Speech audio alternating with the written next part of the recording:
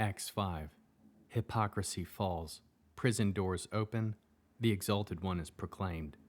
Yehovah, purify our motives and remove hidden compromise.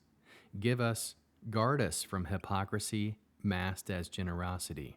Make us fearless in truth and clean in heart. Yehovah, Kadosh. Yehovah is holy. He separates truth from deception and will not allow covenant community to be built on falsehood. Yehovah, Kadosh.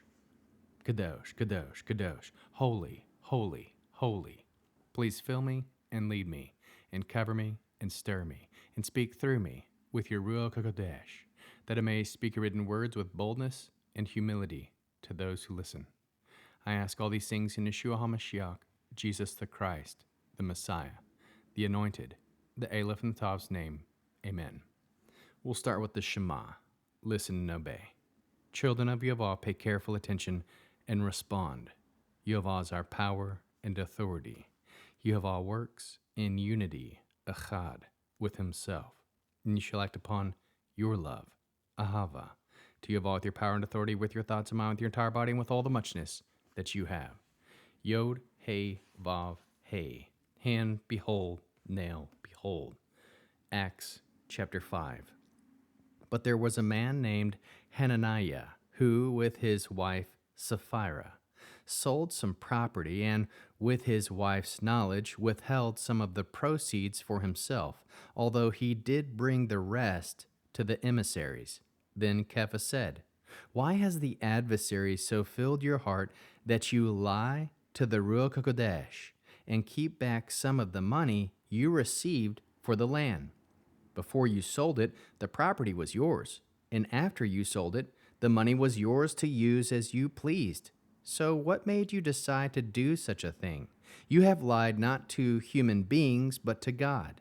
On hearing these words, Hananiah fell down dead, and everyone who heard about it was terrified. The young men got up, wrapped his body in a shroud, carried him out, and buried him. Some 3 hours later, his wife came in, unaware of what had happened. Kepha challenged her. Tell me, is it true that you sold the land for such and such a price? Yes, she answered. That is what we were paid for it. But Kepha came back at her. Then why did you people plot to test the spirit of the master? Listen, the men who buried your husband are at the door. They will carry you out too. Instantly, she collapsed at her feet and died. The young men entered, found her there dead, carried her out, and buried her beside her husband.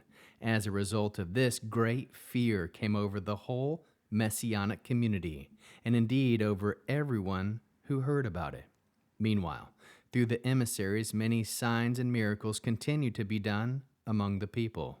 United in mind and purpose, the believers met in Shlomo's colonnade, and no one else dared to join them.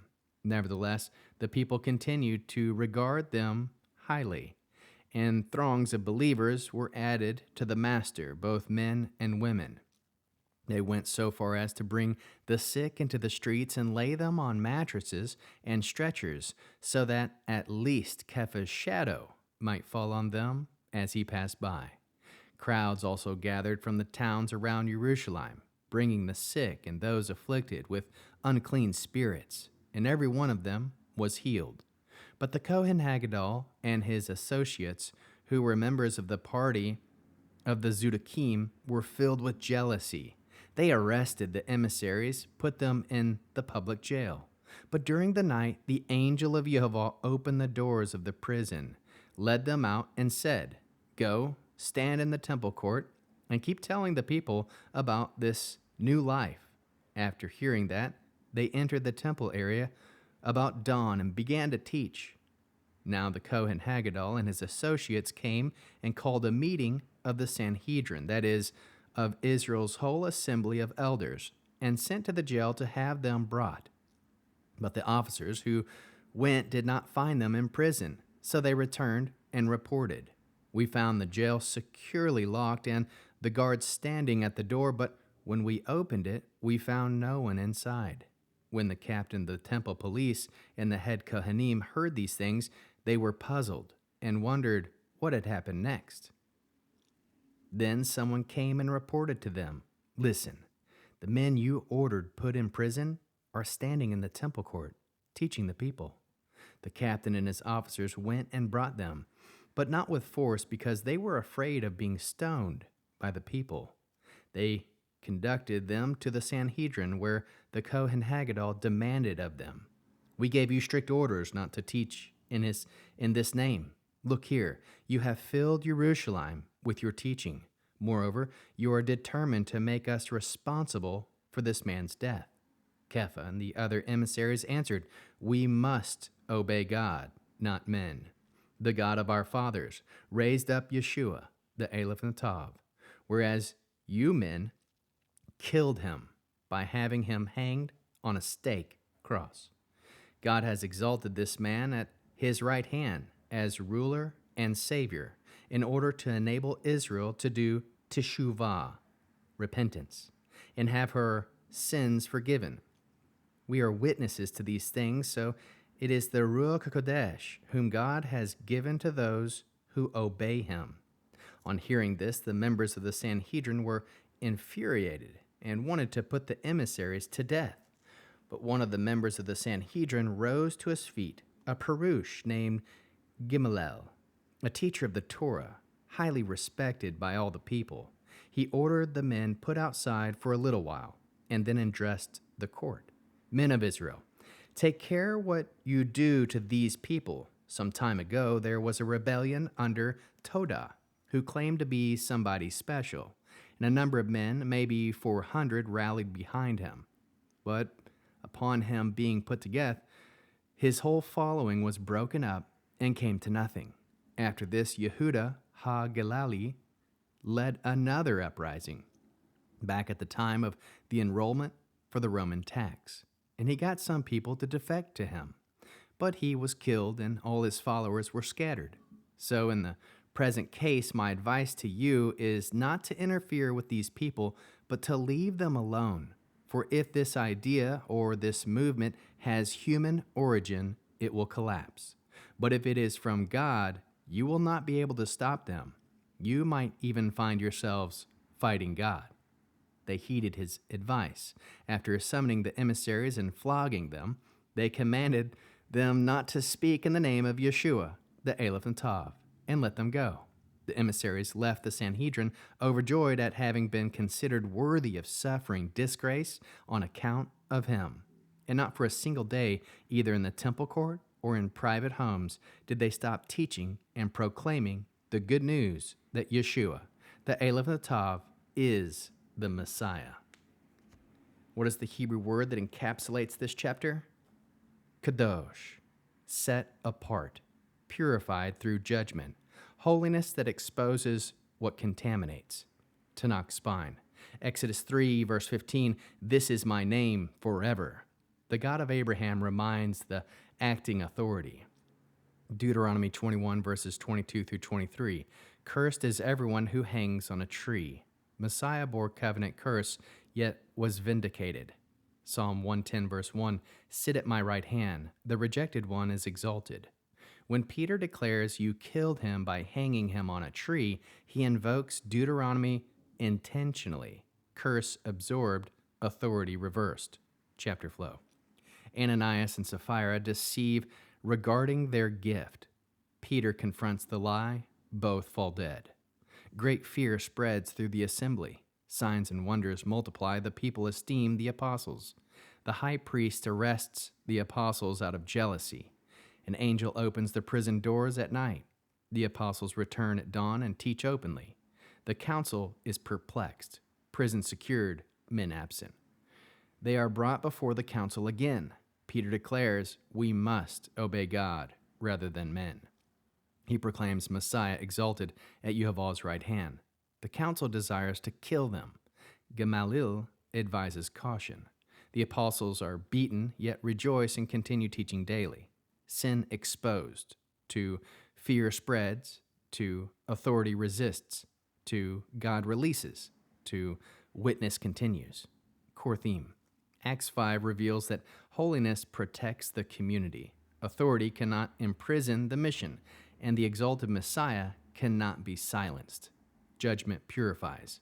Opposition clarifies. Exaltation strengthens. How can we learn to love Yehovah with all our heart, soul, mind, and strength? We can love Yehovah by rejecting hidden hypocrisy and walking in truth. Love Yehovah by obeying Him above institutional threats. Love Yehovah by honoring the exalted Messiah who bore the curse. How can we learn to love our neighbors as we love ourselves and as Yeshua loves us? Protect the integrity of community through honesty. Refuse jealousy when others are used powerfully. Encourage one another after suffering rather than retreating. How can we bear one another's burdens? Share truth even when it exposes sin. Stand with those beaten for righteousness. Rejoice together when counted worthy to suffer for His name. What are the top 3 fruits of the Spirit found in this chapter? 1. Holiness. Kadushah. Reverence that guards community purity. 2. Boldness. Ometz. Continued proclamation after physical punishment. 3. Joy. Simcha. Rejoicing when suffering confirms obedience. What is the mitzvah response, Torah-Based? Deuteronomy 6, verse 13. You shall fear Yehovah your God and serve Him. Command. We will fear Yehovah above men and walk in holiness within His assembly. Hebrew declaration. Yehovah Tahar, Lebanu, Mechol, Shachir, Tan, Lanu, Ometz, Letza, Yat, Lacha, Yotir, Midna, Adam, Vachazech, Otanu, Bi Simcha, Gem, Biyov, Redifa. Yehovah, purify our hearts from all deceit. Give us courage to obey You above men, and strengthen us with joy even in persecution. What is the one-sentence summary? Holiness purifies, prison fails, Messiah reigns exalted. Now, after having read the chapter and going over it, here are some heart-piercing questions. Is there hidden hypocrisy in our obedience? Another. Do we fear exposure more than we fear Yehovah? Another. When threatened, do we obey God or preserve safety? Another. Are we jealous when others are used mightily? Another. Do we rejoice when suffering confirms faithfulness? Another. Is our community guarded by holiness? Lastly, what obedience continues tomorrow despite opposition? We'll end with the Aaronic blessing using the name. Yehovah will kneel before you presenting gifts, and He will guard you with a hedge of protection. Yehovah will illuminate the holiness of His being toward you, bringing order, and He will provide you with love, sustenance, and friendship. Yehovah will lift up the wholeness of His being and look upon you set in place all you need to be whole and complete. Shalom, shalom.